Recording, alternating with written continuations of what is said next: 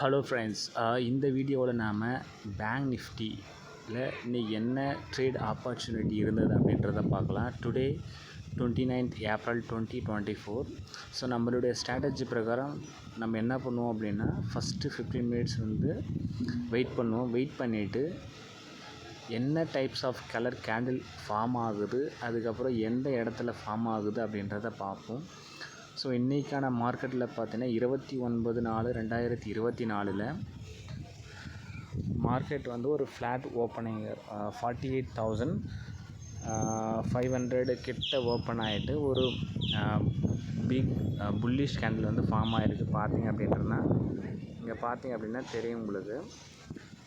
So இதை நான் erase பண்ணிடுறேன். இப்போ பார்த்தீங்க அப்படின்னா மார்க்கெட் வந்து இன்றைக்கி பார்த்தீங்க அப்படின்னா இந்த ரீஜனில் மார்க்கெட் வந்து இந்த ரீஜனில் ஓப்பன் ஆச்சு. இங்கே பாருங்கள்,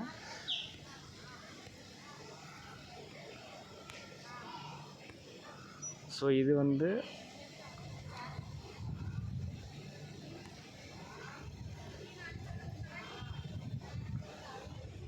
இங்கே பாருங்கள்.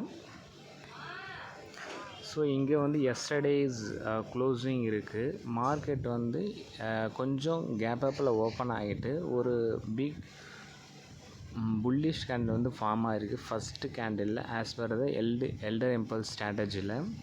So one more thing, previous டேவுடைய ஹைக்கு மேலே ஒரு பிக் புல்லிஷ் கேண்டில் ஃபார்ம் ஆகிருக்கு. வால்யூம் வந்து பார்த்தீங்க அப்படின்னா எஸ்டர்டேவுடைய வால்யூம் இந்த கம்பேர் பண்ணும்போது, இந்த ரெட் கேண்டில் கம்பேர் பண்ணும்போது, அந்த இன்றைக்கி ஃபார்ம் ஆன 9:30 ஃபார்ம் ஆன வால்யூம் கேண்டில் வந்து முன்னாடி நாளுடைய வால்யூம் கம்பேர் பண்ணும்போது அதிகமாகவே இருக்குது. பார்த்தீங்க அப்படின்னா தெரியும்.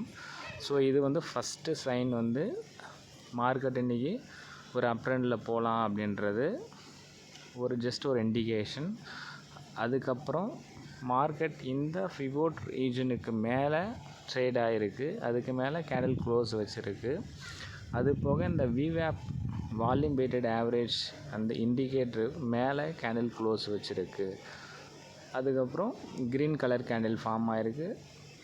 பிவோட் பாயிண்ட்ஸ்க்கு மேலே ட்ரேட் ஆகுது. அப்படின்னா மார்க்கெட் வந்து இன்றைக்கி ஒரு அப் ட்ரெண்டு போகலாம் அப்படின்றது ஒரு இண்டிகேஷன்.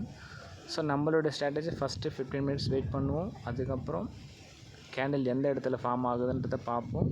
பார்த்துட்டு 1:2 ரிஸ்க் ரிவார்ட் நம்ம வைப்போம். ஆமாம் தானே? ஸோ இதுதான் நம்மளுடைய ஸ்ட்ராட்டஜி. ஸோ இப்போ பார்த்தீங்க அப்படின்னா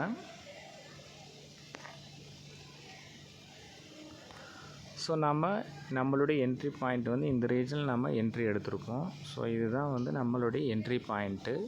ஸோ நம்மளுடைய ஸ்டாப் லாஸ் எதுங்க கீழே இருக்கிற இதுதான் நம்மளுடைய ஸ்டாப் லாஸ். ஸோ அரௌண்டு 48,760 நம்ம என்ட்ரி ஆகிருப்போம். ஓகேங்களா? நம்மளுடைய ஸ்டாப் லாஸ் எதுவாக இருக்கும் அப்படின்னு பார்த்தா 48,500. ஆல்மோஸ்ட் 160 பாயிண்ட் நமக்கு வந்து ஸ்டாப் லாஸ் ஆகிருந்திருக்கும்.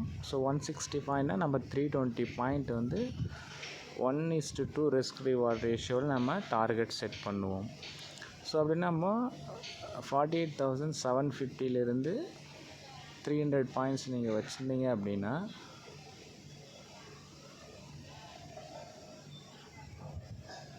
மிக ஈஸியாகவே வந்து இந்த ரீஜனில் நீங்கள் என்ட்ரி எக்ஸிட் ஆகிருக்கலாம். ஸோ இதுதான் வந்து எக்ஸிட் பாயிண்ட்.